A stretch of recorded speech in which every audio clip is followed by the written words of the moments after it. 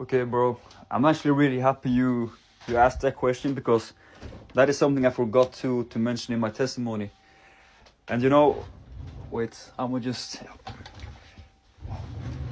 Okay.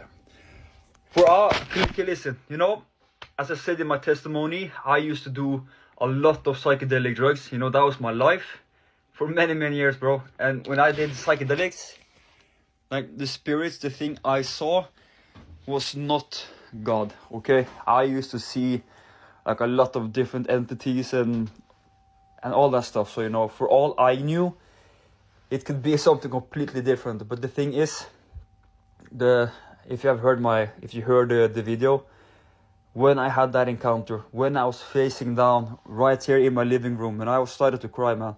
When I felt that holy presence, I felt the identity of Jesus, bro. And that is the reason. I didn't know Jesus, I didn't know God, but I felt his identity. Like, it would make more sense for me to believe it was like some spiritual thing out there, because that is what I used to live in. That is what I saw every day, or the day I took drugs, when I took psychedelics. You don't really meet Jesus when you're tripping on mushrooms. You don't really see Jesus when you're taking LSD.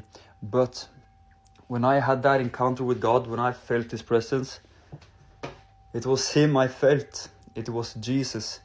And yeah, so that's the reason, bro. Like, I'm not like some guy who used to have a relationship with Jesus, all that stuff. I turned to him because he's the one I felt.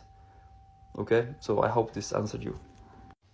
And also, like I said in the testimony, when Jesus, God, comes into the room and he wants to show you, here I am real. Like, there's no doubt, man. Like, I did not feel Allah. I did not feel like Buddha.